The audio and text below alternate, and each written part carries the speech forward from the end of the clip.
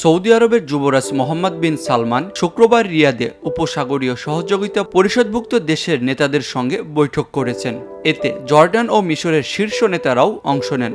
নেতারা ফিলিস্তিন সমস্যা সমাধানে দ্বিরাষ্ট্রনীতির প্রতি তাদের প্রতিশ্রুতি পুনর্ব্যক্ত করেন। তারা জাতিসংঘের সংশ্লিষ্ট প্রস্তাবের ভিত্তিতে পূর্ব জেরুজালেমকে রাজধানী করে স্বাধীন ফিলিস্তিন রাষ্ট্র গঠনের আহ্বান জানান। সৌদি প্রেস এজেন্সির প্রতিবেদনে বলা হয়েছে, বৈঠকে ফিলিস্তিনি ইস্যুতে যৌথ প্রচেষ্টা, গাজার সাম্প্রতিক পরিস্থিতি এবং অন্যান্য আঞ্চলিক ও আন্তর্জাতিক বিষয় নিয়ে আলোচনা হয়।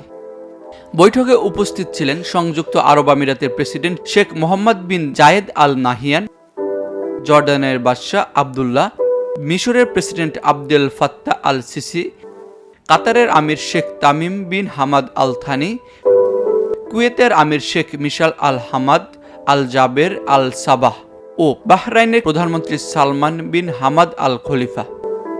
বৈঠকে অংশ নেওয়া নেতারা আগামী 4 মার্চ কায়রোতে অনুষ্ঠিত হতে যাওয়া জরুরি আরব সম্মেলনকে স্বাগত জানান। বৈঠকে গাজায় সংঘাত বন্ধে জরুরি পদক্ষেপ গ্রহণের আহ্বান জানানো হয়। নেতারা চলমান যুদ্ধবিরতি প্রয়োজনীয়তা ও ফিলিস্তিনিদের জন্য মানবিক সহায়তা জোরদারের উপর গুরুত্ব আরোপ করেন।